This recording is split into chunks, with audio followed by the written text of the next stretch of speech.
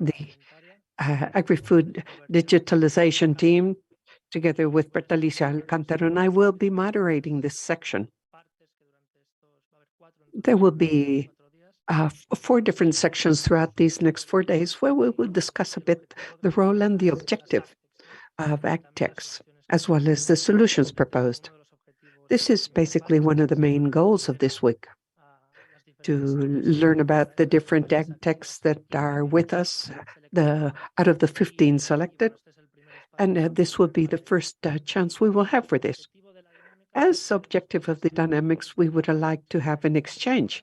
There we will have 1 hour, so about 15 minutes per AgTech, but we would like to foster an exchange with all the people present, not only in person, but also via Zoom. So we ask that your presentations be shorter than 10 minutes when you speak about your solution or whatever you each AgTech would like to explain. And then with that, we can have about 5 minutes for an exchange of questions and answers. So without further ado, to not take more time from this section, I would like to offer the floor to the first AgTech,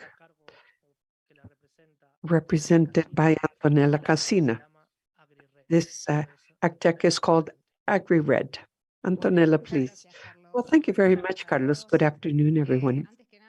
First of all, I would like to thank ICA and the jury for AgriRed. It is an honor to have been selected. And personally, it is an honor to represent AgriRed as a marketing manager. This is a very important meeting, and we would like to highlight this. Well, what better way to present AgriRed than its name? Agri is the first one. Next slide.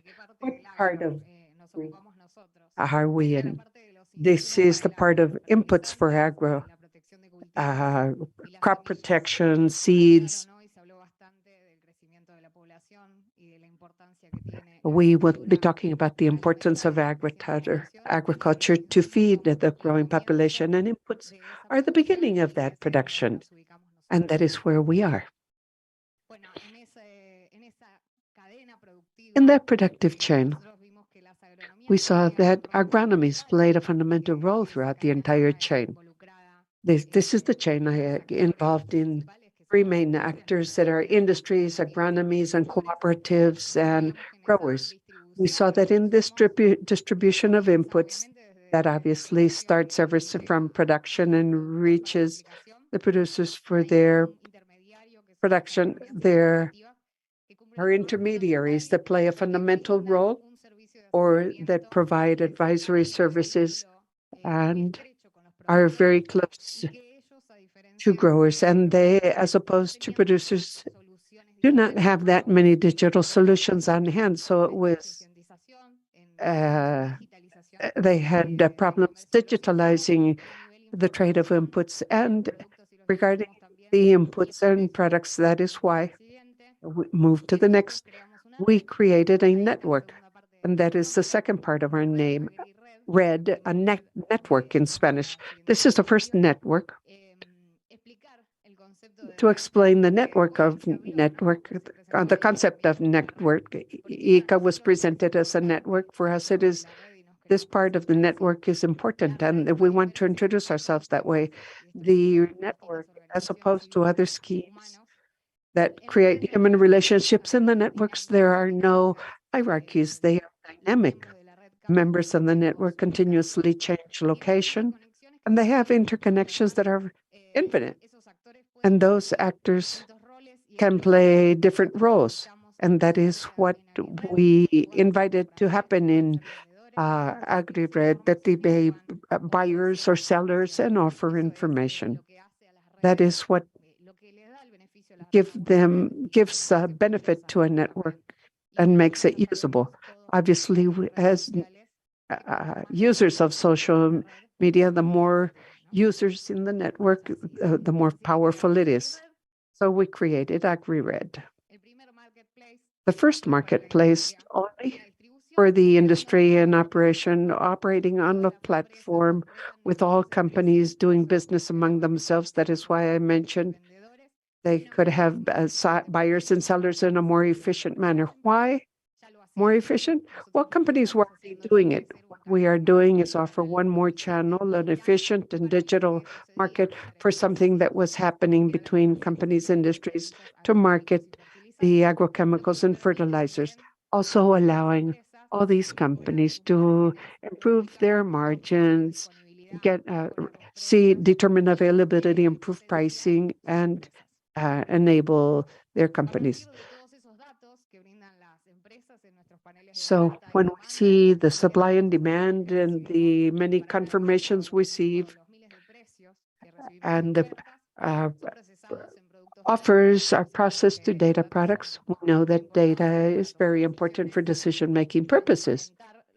So with transparent processes or marketing processes, this is a very valuable tool for all participants. And what we offer is that the possibility of all actors in the chain, not only agros and AgTechs, but also the industries themselves that produce those inputs, so that they can have access in real time to prices and obviously to dashboards with information on the pricing information throughout the platform over time. Now, let me tell you a bit. We are in Argentina. The name is AgriRed. Ariacordo is our name in Brazil, and this is an overview of those markets. There are 1,800 companies in Argentina unable to sell inputs, and they market about $7 billion per year. And in the case of Brazil, say that this is a 5 times larger market with approximately 5,500 companies that sell agricultural inputs. In Argentina, we have been operating for 6 years ago. We just celebrated our 6th birthday, in fact, and we have already exceeded $100 million GMV, 4,000 successful operations. 100% of our operations were successful, and AgriRed 900 onboard companies, which is 50% of the Argentinian market, according to the figures I just showed you. So this is a model that we feel is thoroughly validated in Argentina and already strengthened, well positioned within the country to provide and offer inputs in our market. Well, in Brazil, we are called AgriAcordo. We were launched in 2021. We have already onboarded 500 companies. 30% of them are in the state of Sao Paulo, and then Minas Gerais, Minas and Paraná, as well as in a few other states. The platform received a large number of offerings and historical demands, supply and demand. We have almost 100 companies that have closed businesses. How do we monetize? Well, in the supply and demand panels, the prices already include the fee charged to the vendor, which is 1% for fertilizers and 1% for agrochemicals and seeds. We have monthly memberships in digital products as our premium users, as I was just mentioned, and to facilitate negotiation. We are talking about a nationwide network. Both Argentina and Brazil are large countries, so we have come down to businesses with very distant provinces or areas because we offer the logistics portion also. There's a new project underway, and this has to do with biological inputs. For some time now, we have been seeing the growing number of companies developing this type of inputs, but not so is demand. Demand is not reflected in the marketplace, but we do have many companies that want to offer their products, particularly in Brazil, where there has been a 67% growth as compared to the previous year. And so we want to work first with Brazil, and the idea is to develop this later in Argentina. There's a lot of supply of this product. These are sustainable products, more environment friendly, but nowadays in the marketplace, we have not yet seen the dynamics of application as we do see with other inputs. So what we want to develop is a platform. Next, platform where we can also offer not only the possibility of marketing basically on a second or in the background, we want to ensure that we can help these companies in the background, not only those at the forefront, but also sharing field assays with them and distribute technical and scientific reports through a chat developed through artificial intelligence. And that is unable to provide information on biological inputs fed by the whole information, because these are companies that will join the platform. We will call them bioespeciais, and this will be launched in forthcoming months for Brazil and very likely later on for Argentina. Our team, which is about 20 to 30 people between Argentina and Brazil, agronomists, engineers, data scientists, developers, the commercial side, financial. This is a whole team of professionals, young professionals, people that are very committed to the project. And the project offered by AgriRed in Argentina, AgriRed in Argentina as well as Brazil.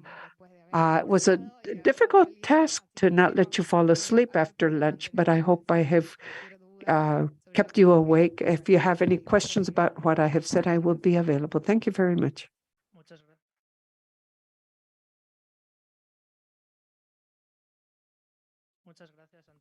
Thank you, Antonella.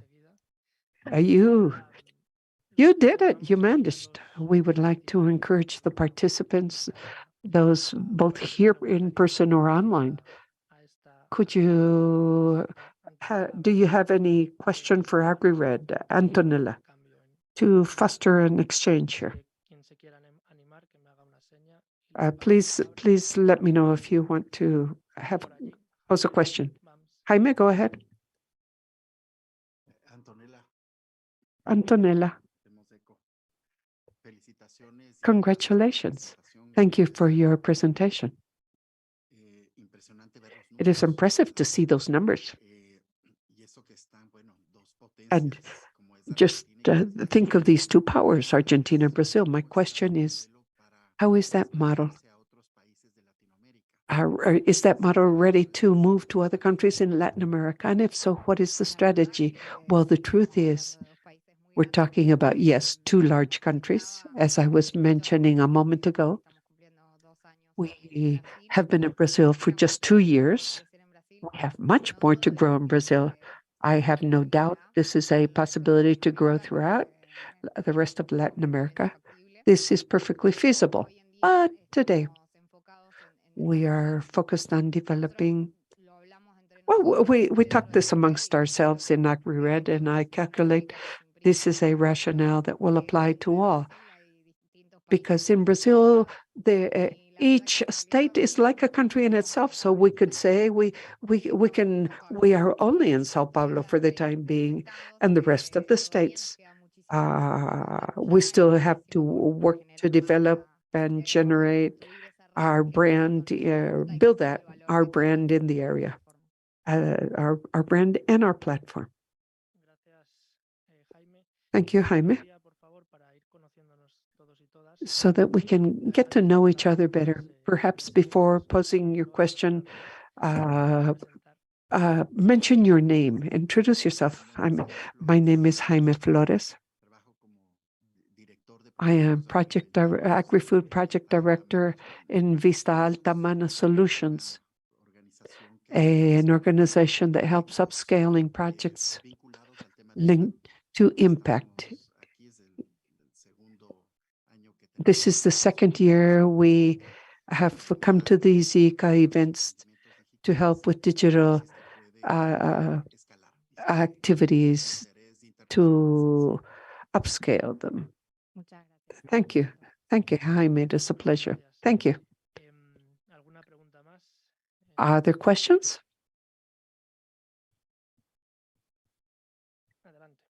Go ahead. Marta Montoya for Agentura. I will be presenting tomorrow. I have a question. Without knowing much about this interest, producers come and get their products. How do you get that, directly or indirectly? Are you distributors or dealers? Just to understand this a bit better. Hello, Marta. We are in the agronomy and cooperatives area. Basically, the producers do not have access to our platform, but instead they are indirect beneficiaries of how agronomy uses AgriRed. Let me give you an example. There's an agronomy that has a very strong link with a grower, for example, in the area. And the grower all of a sudden urgently needs an input. So they ask the agronomy of their trust, and they ask AgriRed to get this product at the best price possible within the shortest term possible. See, that is the way we work. Okay, thank you, Marta. I guess we have time for one more question.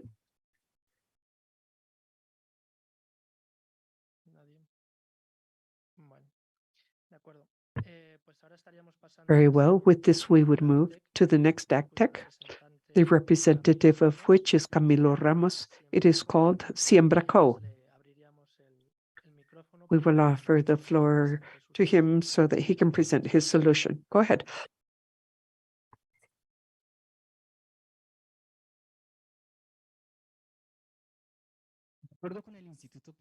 According to an institute in Germany, for 2050, we will only have food to feed half of the population of the world. The lack of incentives and technology in the field has generated a gap in the sector.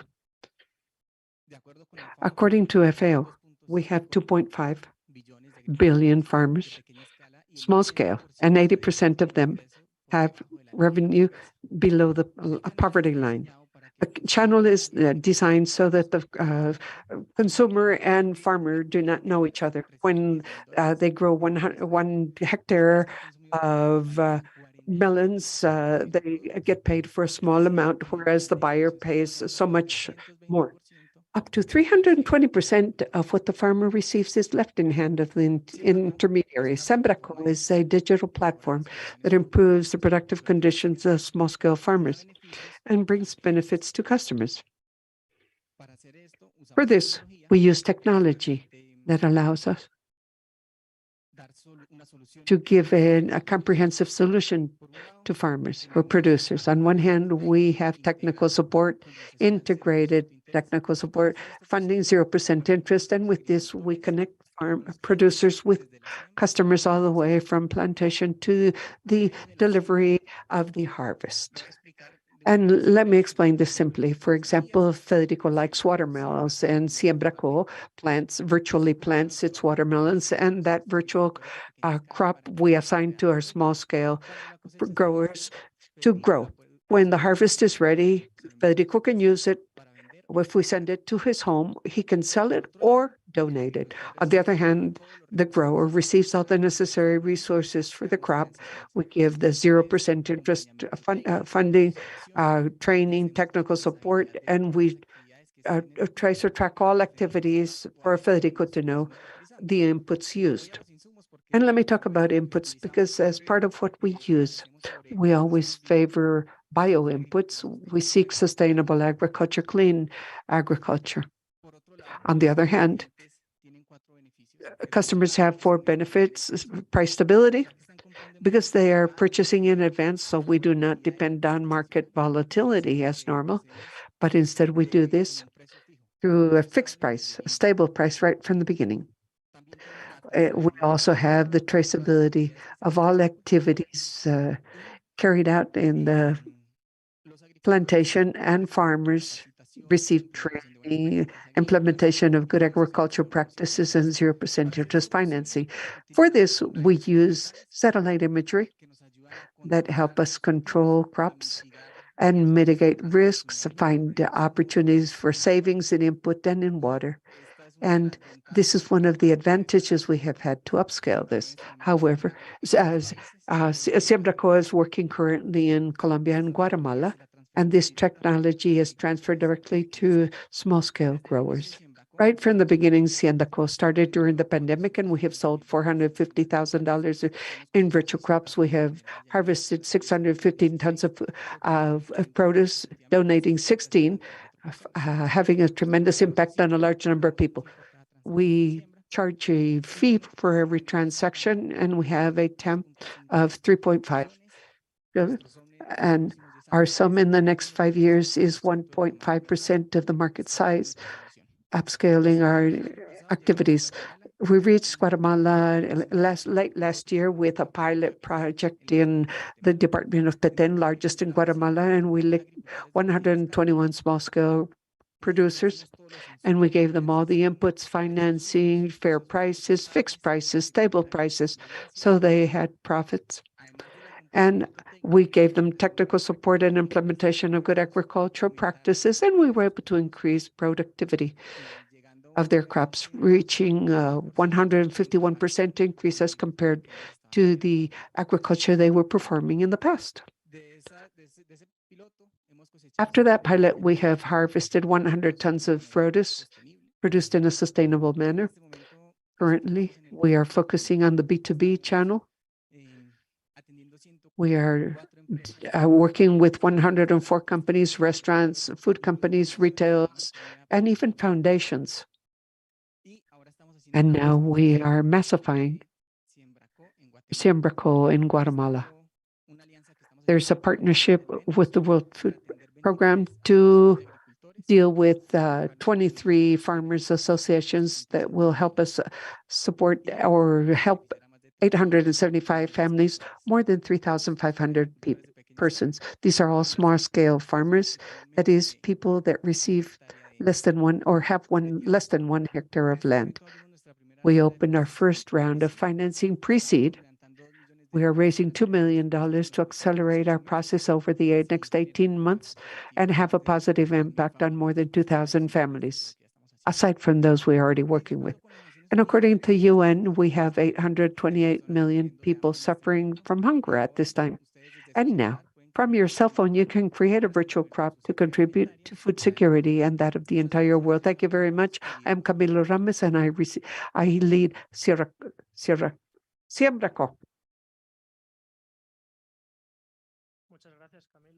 Thank you, Camilo, for your presentation. The dynamics will be exactly as in the previous case. So any question? Welcome.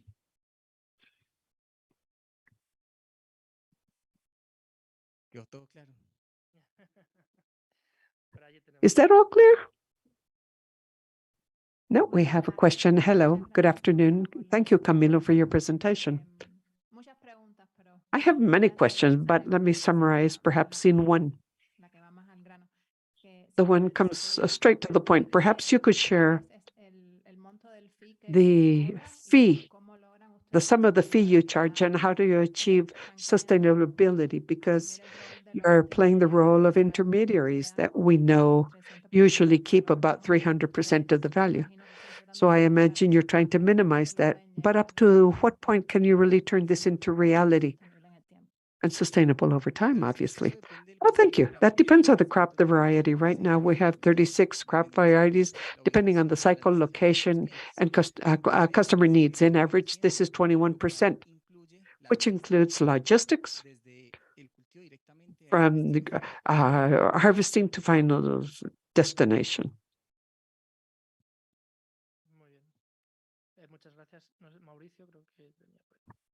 Thank you, thank you. Hey, no. How do you deal with the logistics side? Could you introduce yourself quickly, Mauricio Pintado? Thank you, Mauricio.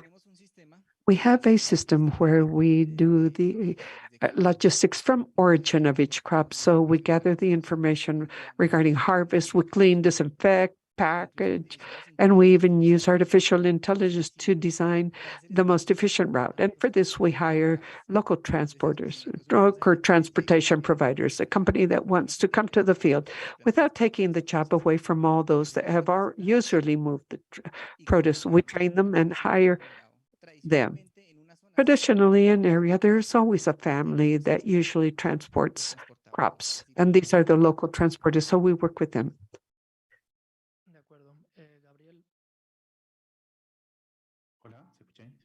Hello, can you hear me? Okay, I am from Argentina, agricultural growers. My name is Gabriel. I would like to see the profile of whoever creates that virtual crop. What motivation? What is the background? Could you describe that a bit, please? Yes, Gabriel, I understand the question is the agriculture producers or the customers that are planting virtually? No, the customers. Okay. Okay, most of our customers are companies, businesses, restaurant chains, large dealers, food processors that are committed to sustainable production, responsible production. We are that solution that connects them directly to a small-scale producer. We are basically a window for a farmer to sell to a large corporation, for example, because they need an electronic invoice and they need to comply with a series of requirements. So that channel, the channel for this is Siembraco. There's another question over here, Roberto. Well, no, I guess there are no further questions. Okay. I just realized it is called a cooperative Well, it could be Siembra Colombia, Siembra Cooperativa, Siembra Cosecha Harvest. Are you related to the cooperative model? That would be interesting to know. Well, some of our beneficiaries are cooperatives, small scale growers though. But we are a private enterprise. And what we do is to work to improve the conditions of these producers or growers. I have several questions. I believe this is very interesting and original, but I was wondering, what requirements does a grower have to meet to be the beneficiary of a virtual crop like this? I don't know. They need requirements. Is there a minimum ticket size? A minimum amount they need to invest? And is there any, I don't even know if I should call it traceability, but that will allow both parties, at least the customers, to see with certain transparency how the investment of his money is moving along. Of course, Federico, our growers must be small scale, limited income. We seek to come with associations that have already identified these people that are know the way they work. So our largest grower has 3 hectares. So just imagine, limited land capacity, but willing to work. Technological requirements are fundamental. A tablet, a cell phone, nothing very developed or fancy. And we do a survey, a sociodemographic survey to understand the situation of the growers in the area. For example, land tenure, if it belongs to them, if it is leased, if they have title over it, what have you. All these variables are things we consider as to minimum ticket. Well, if you go to simdaco.com, you will see plants that are worth $3 but for our crops, we have a point where it must be profitable for producers, because I cannot tell a farmer to plant 3 plants of tomato because that will not cause any impact at all. So we have minimums depending on the crop variety. And the last question was, what? Could you repeat that, please?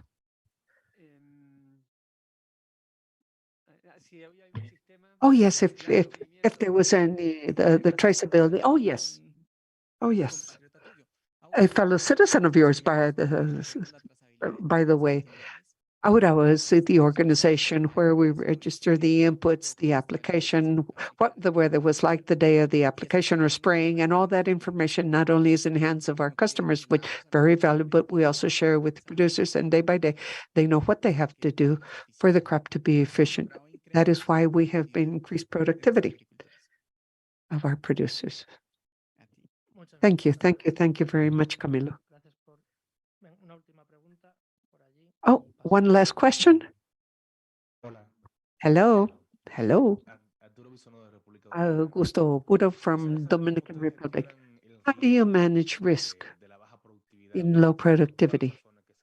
For all reasons, we know that family agriculture goes through poor management or flooding or drought. Who responds when a customer asks for a virtual crop and determines a given size or a color or a variety, and in the end that is not met? Well, we have spent three years trying to get an insurance policy for this type of crop, and we have been unsuccessful. So we are incurring the risk. We limit the growers' risk. This is all in the hands of Siembraco, but to mitigate those losses or that drop in production, what we do is train the producers for a remote monitoring, giving them the inputs over time as appropriate, and facilitate the purchase of inputs, because oftentimes small-scale growers do not have a way to purchase the inputs. In our case, we give them in advance at a 0% interest rate, and that has helped us reduce those risks. On the other hand, we have substitute crops to satisfy our customers, because our customers said, no, I'm not interested in receiving the money back. I need the product, the produce, because I need 1 ton of tomatoes per day, and I don't need the money. I need the tomatoes. And for this, we have substitute crops. Okay, one last question. Since you work with family agriculture, you work with a farmer, for example, half a hectare or 1.5 hectares, that image really does not generate that this is not recommended for given pixels. Okay, our imagery are 3 by 3, 9 square meters, not 100 square meters as usually we see. We may use high resolution imagery, 9 square meters. So that is 10 times better resolution, in fact. And secondly, because most of our farmers, since they are associated, I have crops that are 3 hectares on land, but that crop is being worked on by 10, 15, 20 farmers. Okay, thank you, Camilo. Now, let us move to the next AgTech. In this case, it has dual representation, crop it, and the representatives are Hernan Rodriguez and Matias Oquef. I believe Matias will be in charge of the presentation, so the floor is yours.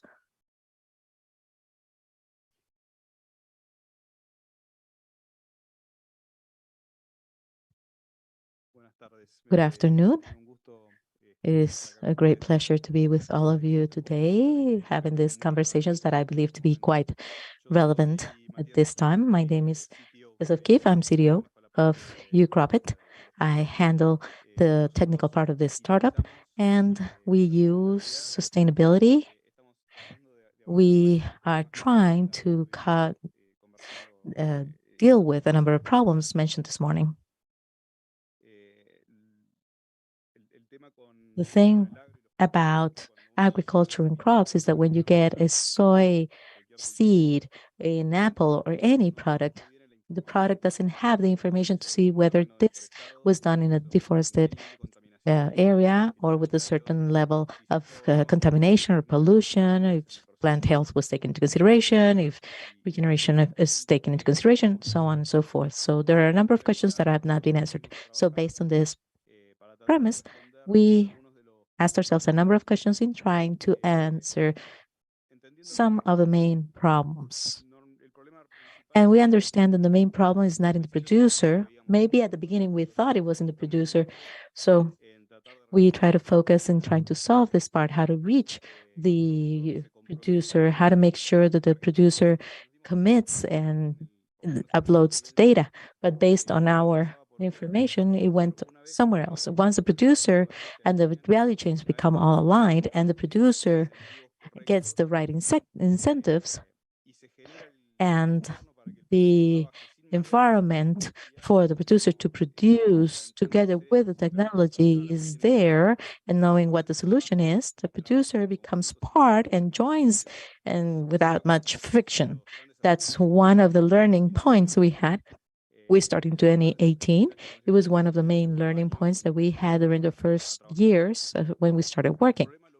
The problem was somewhere else. And it's mainly in the amount of technology that is available for the producer that is unlinked, that is in small blocks, and that do not align with a specific purpose. And they also spread it offer in terms of standards. Each market looks for something different for each product. There are different needs in their production. Now we talk about carbon footprint. Now we talk about AQ with regards to food contamination. And so if you're specialized in these topics, it makes sense. But when you go to the producer, we don't get to the producer in an articulate manner. So what we propose is a solution to try to accelerate the use of all these tools with the articulation of all these standards taken to each producer with a specific purpose so that the producer can have a simplified version with a clear incentive that may generate motivation to work. And we do this in a non-exclusive manner. So if someone starts working with UCropit, this person will get a number of benefits, like reduce its carbon footprint. But for that, they had to trace all the crop, declare the land, and do some homework to get this benefit. So all this work is open so that the producer can then go and look for other benefits aside from those. So let's say if the person uses some inputs that are bio inputs, as mentioned by Antonella, the companies then go to UCropit, look for the producers that are using bio inputs, and they give some economic incentive for doing so. So we are looking for benefits for the producers so that their additional efforts are also taken into consideration and yield some additional benefit. So what we have is then makes sense, and each effort is aligned with a certain purpose in order to move forward. And this is what makes everything start. Our model between organizers and producers starts with a system of agreements. The first thing is that we have two main topics: traceability of all the production process, the contracts, the people within the organization, and how they guarantee their land rights, everything that has to do with management, and then also the agricultural model on the one hand. And for the farmers, we do this for free. The farmer joins the platform, they report their fields, and they then can have a crop history from beginning to end. And then we have a number of agreements, all based on blockchain, not what the producer records, but what is in blockchain, so that everything can be audited by an independent third party and things then can be streamlined and carry out all the necessary analysis. So these are all open crops. We have the extensive crops like the ones in Argentina, like soy and others, and watermelons, sunflower, cocoa, and different types of crops. So we have to be very flexible. The agreements have to be very flexible. Farmers decide whether to sign or not these agreements, and when they sign them within the platform, That's when the transfer of data occurs. Then that opens the door for the company or organization that is working with the producer to have access to the information because the farmer has okayed to work with this company. And then after this, the platform follows up the project to make sure that all the different landmarks are being completed. And the idea is to attain the benefits as expected. And since we started, we have been working with different companies, trying to look at the benefits that can be articulated. And I think that's one of the hardest things to do. We work with the biodiesel chains. We also work with input and biogenetic companies. And lately, we have found some good alignment with the companies that reach the final consumers. For example, companies like Bimbo that has a number of products, organic products. And so we work with the internal value chain of Bimbo in Mexico. We also work with the value chain of beer, of production of barley and malt, to reach different types of brands with everything traced beginning to end. Then the companies commit to these agreements with farmers, and farmers then give us the crop story with everything that can be auditable so that companies can have their internal documents ready and what they can put in their final product labeling. And we work together with the companies in the designing of the programs. And companies may be NGOs or cooperatives or companies such as Bimbo or other private ones.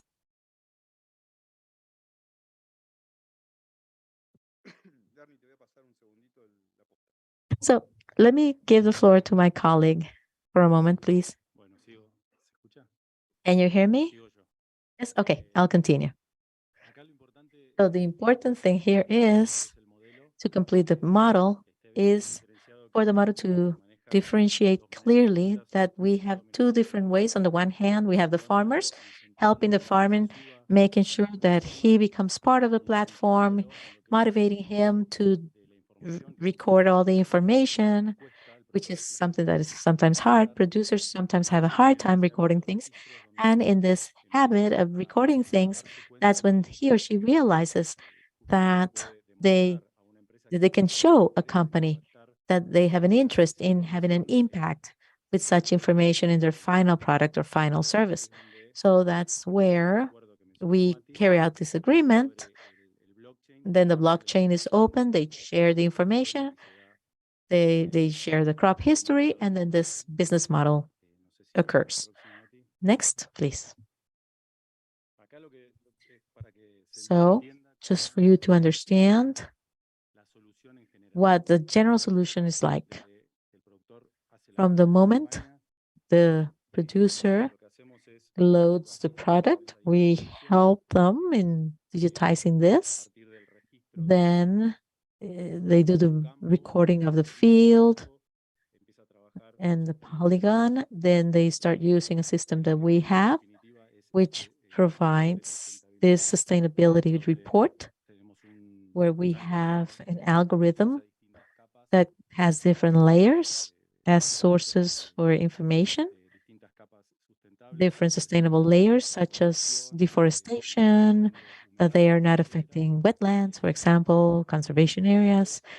And moving forward with regards to the registration of activities, we have this crop story that is recorded through these agreements, through recording of each of the activities. And then the producer then can have KPIs or sustainable metrics based on the information that they uploaded. And this then leads to an impact. One part is what the company receives. And this was what Matthias mentioned with regards to the CPG companies, consumption companies. We're trying to maximize that in the optimization of use of QR codes so that we can have all this information from the field together. So this is just for you to see what a crop story is about. This is the summary page. You can see that you have all the different metrics for that producer, where you can see the KPIs that we also mentioned, like the EIQ, Environmental Impact Quotient, developed by Cornell University. Then we see the form that has been included in the platform. And then we have other KPIs like the CO2 footprint, which we have the CFT, we're part of this alliance, and then other metals that we grant them based on the sustainable activities they have. That within the platform, there is a verifying role that is created so that the system, if the agreement requires it, they can participate with a foreseen role to make sure that what was agreed between the farmer and the company is being accomplished. And then it can be given a digital seal in the crop story. So this is more in detail of everything that is being recorded in this crop story. And then that finishes or concludes with verification. And so for this, we have these records in different landmarks from the onboarding, that is where the farmer is included. And then everything has evidence or proof along the way, real proof that the producer has the right to use the land, and then going all the way from the crop or the planting all the way to the crop. This allows to calculate the carbon footprint through CFT calculator. And then we also have another one which has been certified by the EU. And we have other calculators that we can use. The important thing here is that we have the data and the proof. And once we have the data and the evidence, we have a dual signature, electronic signature, one from the farmer and one from the company. And that is something that cannot be changed. Yes, with regards to evidence, we have some agricultural machinery. We also use satellite images for planting, for crops, for harvest, for all the area. And then we're also machine learning algorithms to be able to decentralize the gathering of evidence. We're working with soy, and then colza and other crops to be able to use this via algorithm to be able to have evidence that this was done in time. And we're also working with companies like John Deere to integrate the agricultural machinery and know what is going on at all times. We want to start from the idea of what can be done today in the best way possible, and then move forward. So we take into consideration the human factor, and this allows us to grow faster. Another crop that we're using is rapeseed as well. So now we're working in Argentina, Paraguay, Uruguay, Ecuador, Colombia, Brazil. And this year we have also started with a number of places in the US. And these are some of the main verticals we were working with. The vision for sustainable crops, like in the chain of biodiesels and other sustainable crops, and sustainable seeds with their QR code, and everything that has to do with the reproduction of seeds, the responsible use of plant health. This is also done with EIQ, the management of nutrients, nitrogen, and fertilizers. And now we're generating a new index to be able to measure the use of fertilizers, and we're doing this together with NASA. And with NASA, we have had some collaboration for the past 3 years with their scientists and our engineers for everything that has to do with agricultural machine learning, but also we're working on a joint index to be able to optimize fertilizations and their balance. And as Ernie was saying, we have many, many projects that have to do with bringing the information to the field. So we trace the information. And Matias, can you please conclude? So we send the information all the way to the crop or to the farmer, and we're thinking about taking this in a QR so that we can go all the way down to the final product. So just an example of the QR that we have. This was done in Ecuador for the cocoa production chain. This is scanned in the chocolate that they're producing. It is verified that all the producers are women.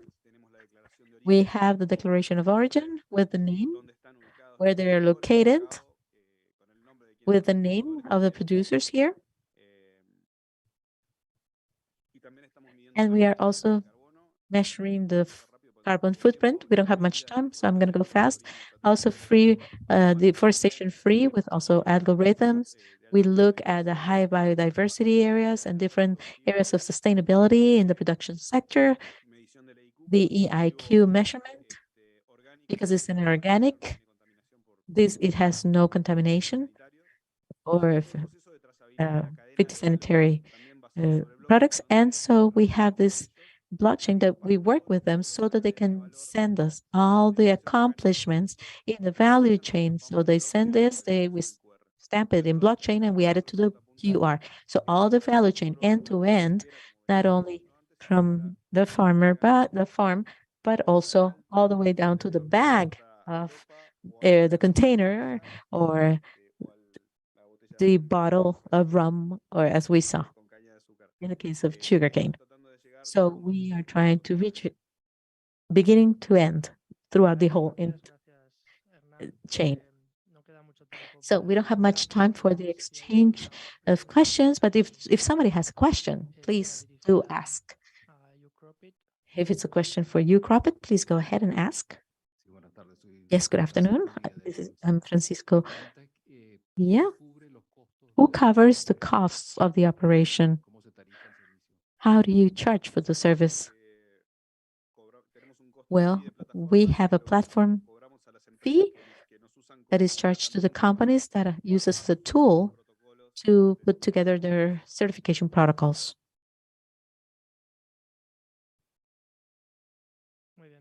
Very well. Last question.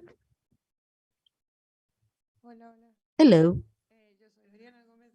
My name is Adriana Gomez from Visuality SaaS. I would like to know what this is from Visuality, and I would like to know what have your clients told you about this benefit that they're getting? Well, what they're telling us is pretty much the outcomes that when one of our clients signs one of these agreements within the platform, the first license is hard for them to sign, but after that, sharing the information with different companies for different purposes comes down. And some people may have 9 licenses signed and getting different benefits. And once they understand the mechanism, they just start signing faster and faster. Very well. So thank you, Hernan Matias. We're now going to go into our next AgTech, or the last AgTech, by Leonardo Galan. In this case, the presentation is done virtually, and the AgTech is Agrodat AI. Can you hear us?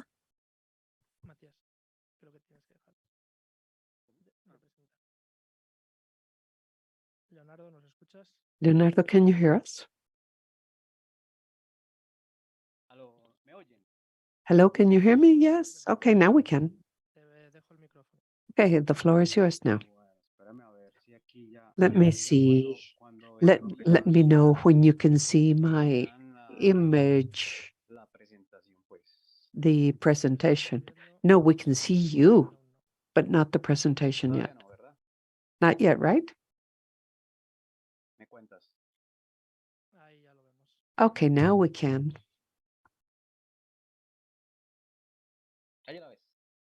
Can you see it? Yes, perfectly well. Well, good afternoon, everyone. I hope you are all doing well. Warm greetings to you all, and thank you, Ika, for this invitation. Unfortunately, for technical reasons, it was impossible for me to join you. I would have loved to go taste Costa Rican coffee. I have heard about it. I'm a coffee drinker, but on some other occasion, I will have a chance to come across some of you. And this will be sooner, hopefully, than later.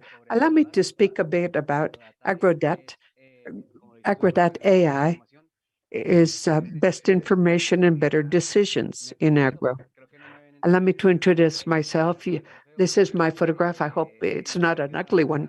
My name is Leonardo Galan, manager for the Central Region and partnerships for AgroData. Let me summarize what AgroData is. It's a integrated technological solution for agriculture growers that will give them information to make better decision making in their area, and additionally to foster trade relationships and service relationships with the rest of actors in the agricultural chain. I am not going to dwell too much on this slide because much has already been mentioned in the morning about this matter. But I would like to focus on this number 3, where it says it is estimated at 87% of the growth foreseen in food production has to do from better yields. This is where small producers play a very important role. Since we have always set our eyes on medium and large size producers, the little ones have usually been left behind. And the small producers here, what they need is support, basically. Because medium and small, well, they have reached their ceiling. They cannot grow much more in productivity. Or a smaller percentage of small producers are there. However, they have their land, they know how to work on it, but they do not have the resources to do so. And that is important for us to support small producers to achieve this growth rate foreseen. Allow me to present this little image here. He's our virtual legal, our agricultural advisor, Don Tulio. The producer model we like to see, he's very happy. He's proud of producing produce clean. He's very proud of being able to produce the food products that we eat every day. So let me give you some of the agri-news of our country, Colombia, although I know this is not something that is only happening in Latin American countries. Let us see some of the headlines. The Colombian Association of Growers says drama in the field, no one to buy the crops, and they are being lost. Despite measures, growers in the department of Antioquia have been discarding their milk. A bag of potatoes, 50 kilos at 15,000 pesos, which is about $3. It's unbearable. Millionary losses in crops after flooding in Lurik. Switzerland earns more money from coffee than Colombia does. Another said rural women the most affected by inequality in Colombia. And lastly, another newspaper portfolio. What do we need for a credit to reach growers, more growers? Well, this is the daily activity of agricultural producers or growers. I do not know if this is as this saying goes, applies worldwide, but we are working with our teeth, basically. With all the problems of these growers, well, we see very limited productivity and profitability because, among many other things, they have very limited access to information, and also there is inefficiency for them to determine or enter into trade and service relationships with other actors in the agricultural chain. That is why in 2019, AI arose, a digital platform on the internet. But with the big push given to us by a big push downward by COVID in 2019 and 2020, we saw that not only did we need food, but also knowledge and connectivity. So we sat down to see what was going on. And A producer that has limited access to the internet, we see 72% in Colombia. They have no access to internet. They will never find our platform. So we developed an app so that they could have it on a smartphone. But at the same time, we wanted this to be accompanied by a technological tool, the one they use the most, which is WhatsApp. So we said, okay, let us develop a chatbot, a robot, Don Tulio. See, the hat, these mustache and boots, so that they could ask Don Tulio ask their questions to Don Tulio, and the answer to reach all the producers. We realized then that suddenly all these people did not have smartphones, so we had to think of other ways, through other existing technology, how we could reach them, so that additionally we can reach areas where there is no internet. So we decided to take our message through text messaging. Let us see the platform. I will not let it all run through because it will take some time, but in the platform, they can query this part which is of most interest to them.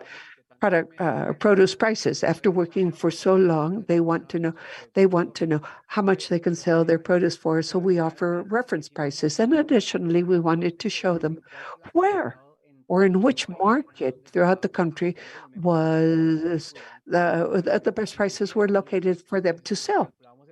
And we even, in fact, calculated the freight transportation costs. And they started to ask Don Tulio, because they talked to him as if he were a person. And they greet him, "Good morning, Don Tulio. Have you had a cup of coffee yet? Don Tulio, is it raining, Don Tulio?"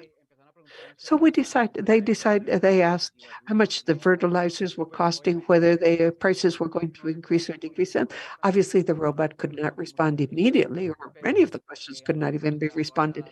But we kept all that data and we saw what they were interested in. So we started to add agricultural input prices so that they could understand or know what the cost of these inputs was. Obviously, they can see the calendars, the planting calendars, what are the best times to sow, to harvest.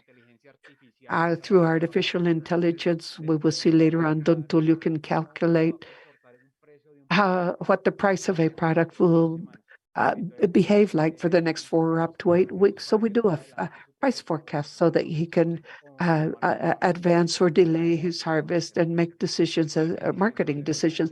Weather, no doubt, is very mandatory for decision-making purposes in all the work they do for fumigation and production and yield, as we will see a little later on. Let me move to the next slide. Okay, see, here's Don Julio. So Don Tulio, as I said, this is a chatbot that is in contact with them 24/7. Everybody in all the different departments of Colombia are in contact with them.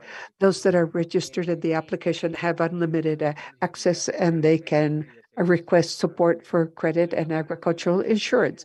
Don Tulio works very simply. In 2019, we had not yet created Don Julio, so we only appeared as a platform. But with the pandemic, we decided to develop it, and we end the year with 466 growers. Despite the pandemic, the community grew in 2021 to 58,000, and in 2022, last year, we ended with 257,000. To date, 319,302 growers, and we hope to end this year with 600,000. So just imagine, if we started our business model with 0 producers, it was not attractive for any other actor in the agriculture chain. But now, with more than 300,000 producers, we are quite attractive to reach this block. So let me show you what the chat works like. They are in contact. They say, "Hello, Don Julio, how are you?" And Don Julio responds with the appropriate name. "Do you want to ask about weather price, the best selling price pricing forecast, support in credit or insurance, and then he gives the information based on the location we may be in, or if you are in Bogota, well, they will give you the prices in Bogota, or if it is Cartagena, well, then there, and Medellin, and so on and so forth. They indicate the price, and everybody is happy because this is a tool they can handle very easily.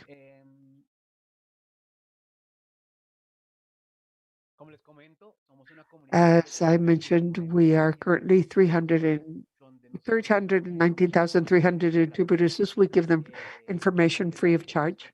Why free? Because these producers either decide to pay to eat, because we always need, have many needs, or they pay a platform. So I know they would prefer to use the money to eat. So we offer them the information, whether market prices, agroecological, and the technologies. And then what we do is take advantage of the financial elbow of other actors in the agriculture chain, financial entities, providers, marketers, exporters, government entities, professionals, and the end consumer. And we charge ticket transactions to reach these growers. We have a geolocation of the growers. Well, we're working on that, but we know what department they are in, the municipality or town, and even the street or site where their farm may be located. These are all the Don Tulios. This is Don Tulio, the coffee drinker, Don Tulio with the Antioquia hat, Don Tulio with his the upside down hat, the one that represents our country, with the lowland hat. We hope to see all Don Tulios of Latin America with each of the hats that represent the hats of each municipality or department in your corresponding countries. Some of our figures, Leonardo, you have to start wrapping up. 1 minute, 1 minute. Okay. Let's skip over this because basically a repetition. So what have Agrodat IT and Don Julio AI been able to do? Well, we want to empower producers so that they do not get ripped off by intermediaries that give them different prices, and then in the end, basically turn them upside down, break away with generation barriers, the father-son, include women and youth in rural areas, also to initiate rural training and literacy, how to download apps, how to take advantage of all of this, and give continuity over time to government programs. In the future, we want to reach Latin America by next year, hopefully, with 1 million producers or growers. This year, I said we wanted to reach 600,000. Our team consists basically of engineers, but all in love with the field, and continuously monitor the application to ensure it is working well and can be used by growers. And I would like to invite you, in ending, invite you all to get up the Don Julio, a bus taking solutions and services to strengthen the titanic work of our heroes that use machetes, boots, and hats. This is the Chiva. This is the bus, but there are no doors to it. But they carry everything, even cats and dogs and chickens and produce. Enjoy the ride.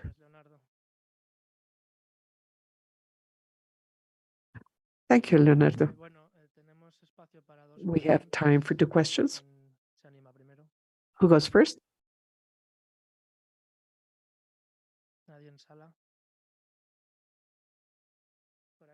Anyone in the meeting room? William. Hi, William. How are you?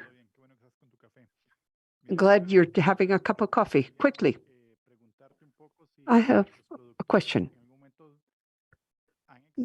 Have producers ever expressed concern for the use of their personal data? And what is your personal data uh, um, system like? Well, I would imagine that each country applies personal data treatment according to the law. We have a lot, habeas data, it is called, where we are committed to provide data related to producers as part of the application. And let me give you a case. If a financial entity wants to contact a group of producers to foster agricultural credit, we get in touch with that group of producers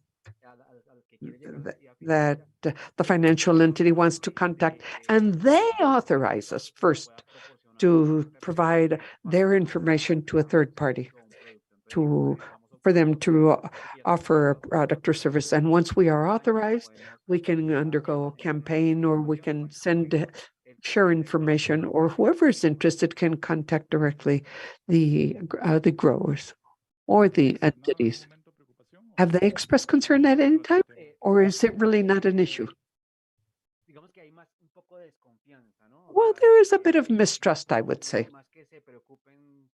More than worry about what will happen with their data, it is basically a bit of mistrust. But normally, when we go, they know what the app is for. They see us at the fairs. They see us in training courses.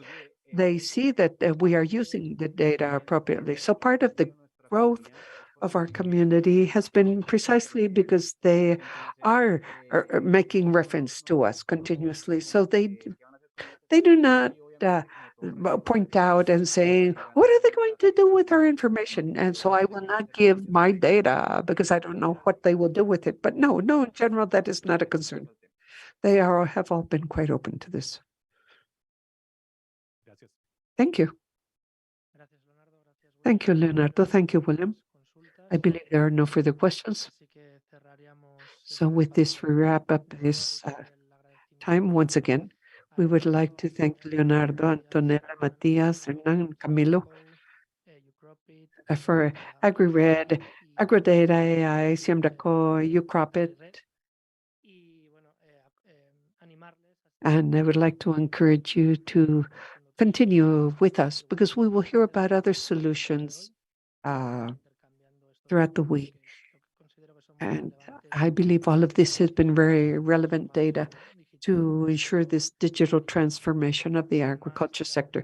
Without further ado, I return the floor to Federico Bert, who has some comments. Well, thank you, Carlos. Thank you to all the AgTechs that presented. Our agenda will continue as follows. We have a few more minutes now for a closing event, and then we will have a break, a coffee that is awaiting for us. And then we will have an open door tour of ICA. There are 3 or 4 sites we want to show you. So to end the portion before our coffee break, and according to the output we would all like to take back with us on Thursday, is have a wrap-up session trying to highlight some points that you may have seen important, or they have struck you from what we have covered today.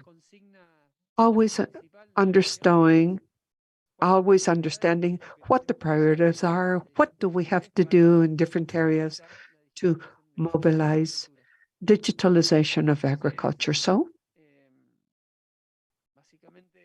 well, basically, I would like to open the floor for whoever would like to mention points that we can include to our list of suggestions or areas of interest. So please go ahead, take that first step, and let us start building this output to be developed in collaboration. Okay, thank you. Thank you. I have a comment which I believe is very good, at least to set the foundation, which is common amongst all that have spoken today. And that is what is important in all of this is to keep producers at the in center stage. Although we are related to companies and the link between the company and the producers, it is important to keep our eye on that at all times. Very well. Thank you. This is a fundamental premise, a priority. Okay, go ahead.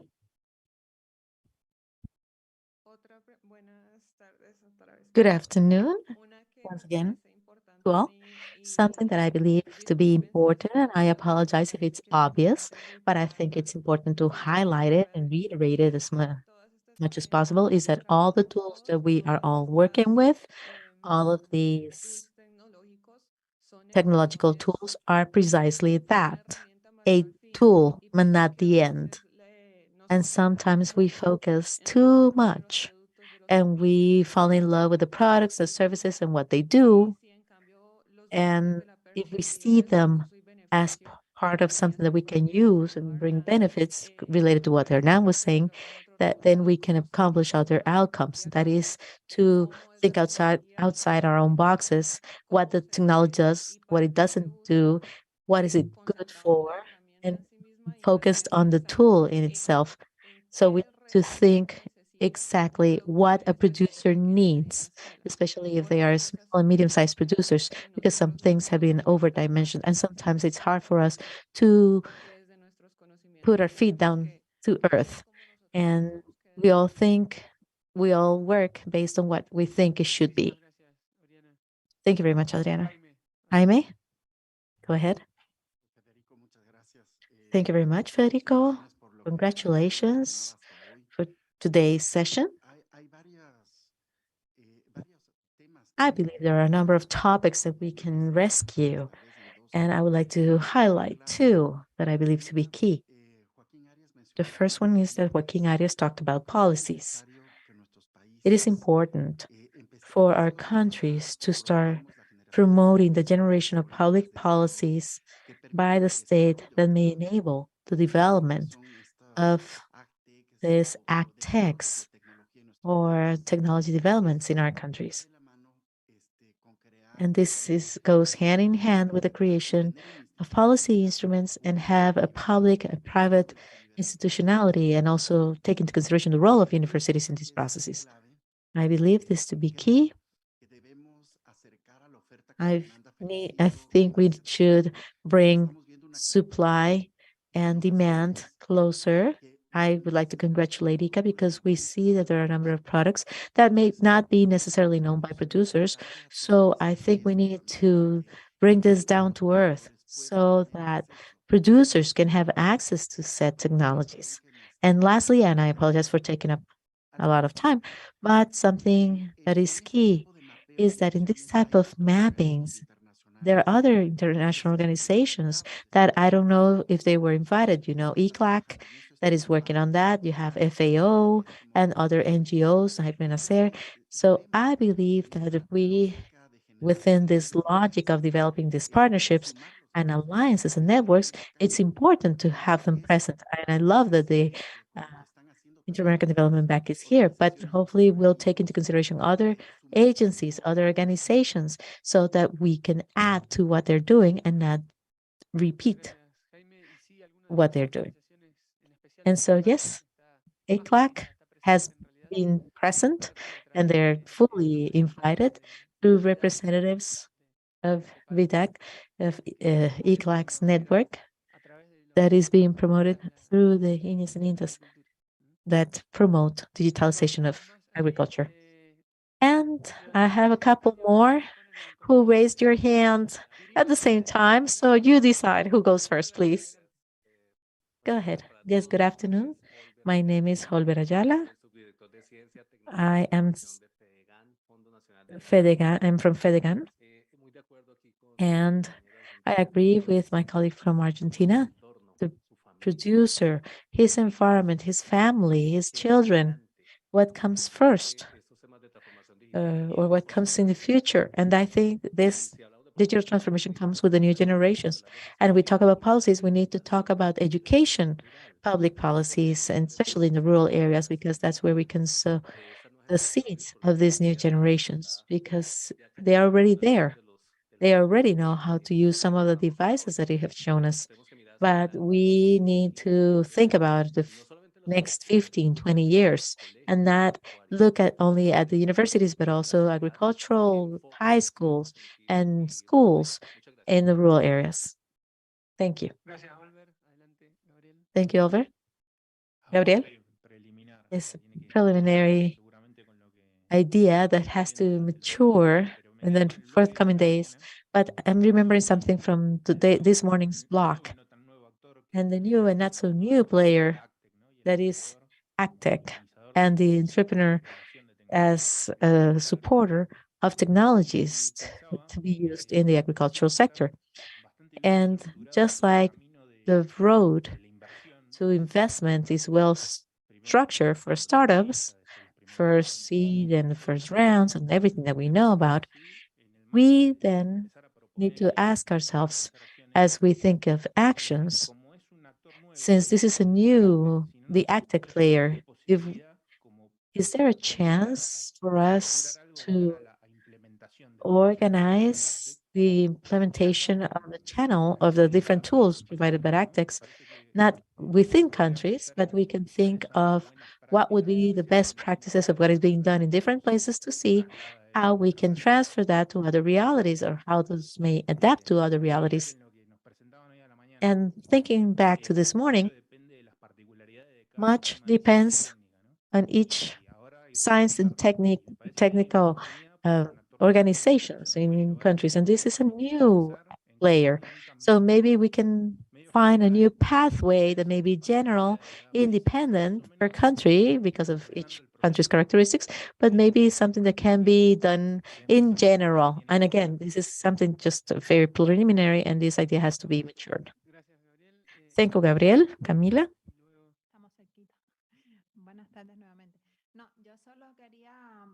Well, yes, I think that we're all aware, but I believe that we are still missing much education, particularly with what was said before.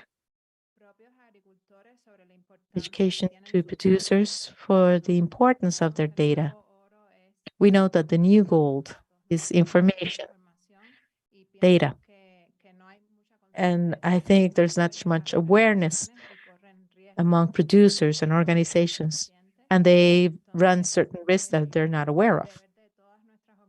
So, since all these organizations work with this data, we need to have at the heart of everything we do the interest of producers and prevent from this data to be used in different ways. So diminish the risks. And the second thing has to do with sustainability of all these initiatives, because we're talking about individual producers oftentimes. Some AgTechs are focused on cooperatives, but many others are focused on individual producers. So what happens with that producer? It stops being a producer or has a problem. Where is that knowledge left? And those practices, where do they all go? And set experiences. So I believe that it's not because I'm an organization that represents cooperatives, but because I think that we should all think in the long term and see which institutions and organizations are necessary to be developed and strengthened so that they can ensure their sustainability and the greatest level of efficiency of all these technologies. Thank you. Thank you very much, Camila. Go ahead, please. Yes. I don't see your name. I'm sorry. Yes, hello, Brian from Visuality. Speaking on behalf of the startups and acknowledging what was said before, that we are kind of new players in this dynamics, it is important for each of the institutions to understand the role, because maybe they compete against us. Let's say a research center is working or following certain line, and maybe we're working on that same line, and university is following that same line, the state is working that same line. And so, of course, a startup is much harder to compete. For a startup, it's much harder to compete with the resources that certain institutions have. So as a startup, we might be caught in this competition just because we're working the same line. And you need to understand that startups have a certain vision, a certain purpose, a certain pathway, and that the other institutions do too, but we don't need to compete to see who launched the product or the output first. Thank you, Brian. Marta? Thank you, Marta Montoya from MacTools. For Mr. Ayala, just to let you know that in California, about 5 years ago, we started developing this agronomy education, and now we have a different youngsters joining the universities to learn about agriculture. And the University of San Luis Obispo had about 15 applications for 3,000 spaces. So we are ready. We need to move fast. We need to give them the elements so they can stay and not go elsewhere. So there is some light at the end of the tunnel. That brings me back to why I'm saying this, because schools, high schools are key, starting with elementary school. So the digital infrastructure is what matters here. And I think that secretaries of agriculture in the 34 countries should sit together and decide and think about the contracts and permits and bidding processes for the infrastructure of telecommunications. They should be included there. That's usually taken care of by the telecommunications department, which is a separate department for the most part. So how can we make them talk to each other, and so that they can have a mandate from the rural areas that may be very specific? In the US, we have a law for banking that 1% of each bank has to be donated to urban and rural areas for development. So from their profit that you by law, you need to donate to improve the infrastructure of the rural areas 1%. So how can these two ministries or departments work together? And maybe urge through ICA, ask telecommunication ministers to be part of this discussion, because from AgTech, we can have all the solutions available.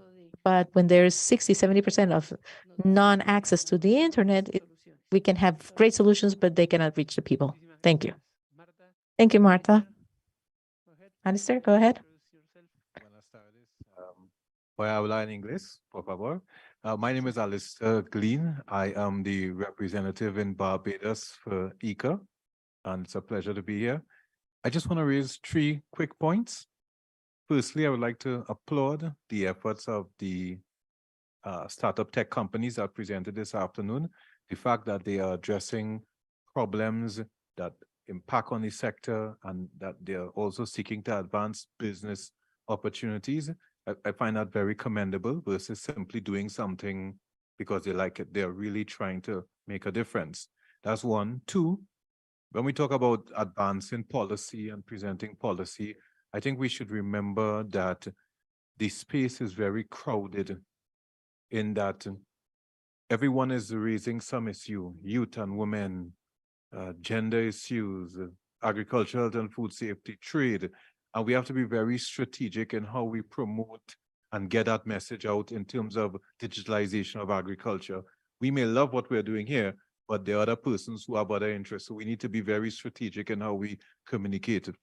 And the third thing I want to say is, let us not forget the Caribbean, because I hear us talking a lot about Latin America, but the Caribbean, we have an interest in pursuing digital agriculture. And we are very strong in services, particularly countries like Barbados, Trinidad, etc. And we would want to be involved in some of these activities that these startups are presenting. And basically what I heard today, I can tell you recently we were doing some work with blockchain and trying to address issues along the value chain for payments to farmers from hotels and supermarkets, etc. So we are up there as well, but we want to be included in these discussions. I'm glad I'm here, and I'm hoping that I can continue to hear more of this dialogue on digitalization agriculture. Thank you. Thank you very much, Minister. Thank you very much, Alistair.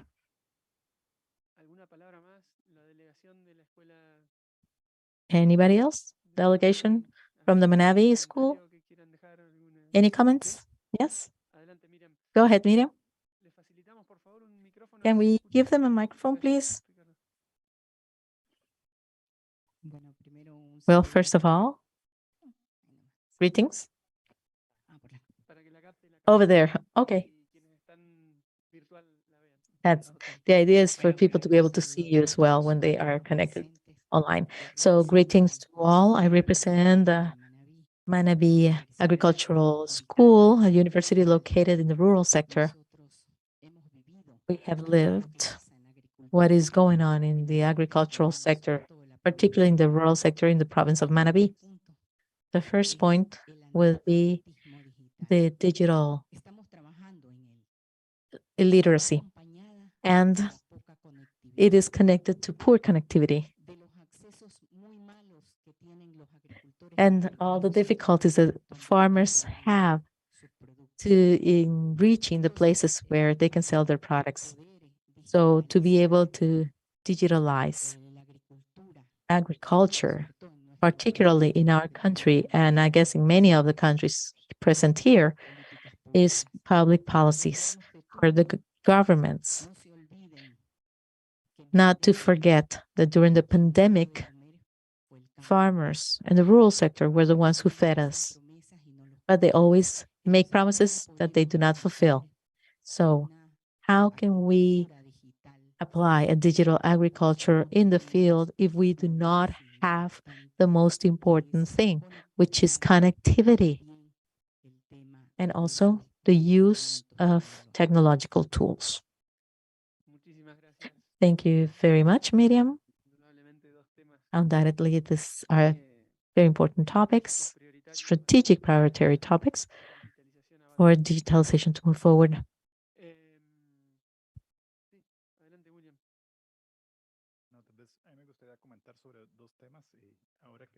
So I would like to mention two topics, and now that Miriam talked about connectivity, I believe that some satellite technologies are becoming more available, and maybe that's one option that we can explore at ICA, some examples of successful implementations in reality that may be shared as best practices. And I would also like to also mention something about what Camila said, to put the producer at the core of all solutions. I think that we should also promote the ethic use of data. If normally we do not read the terms and conditions when we subscribe to a service, and you always talk about the age of producers, probably many of them are illiterate, are not reading them probably, and we don't know what the terms and conditions are drafted like, the cybersecurity risk that they may be exposed to. So again, these are things that we need to keep in mind and promote from this forum for the entire community. Thank you. Thank you, William.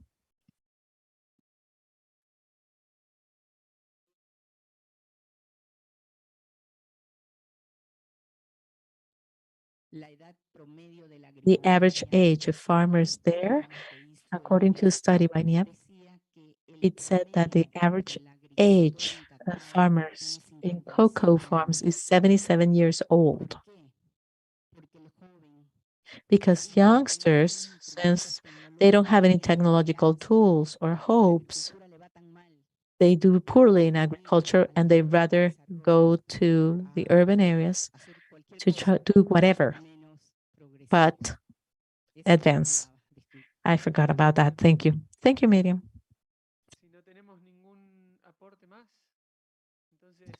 If we have no other comments, we already noted or wrote down many important ideas based on the suggestions and priorities that we would like to have as outcomes from this forum. I think that we have the chance for one more comment, or if there are no other comments, we can just go to the coffee break. Okay, coffee break it is. Thank you, Viviana. AgTechs, please go to where Viviana is. Viviana and Priscilla have worked tirelessly to do all the housekeeping issues, and they will be she will be helping you with the per diem. So hopefully you can go talk to her now during the break, so this can be all set. Thank you.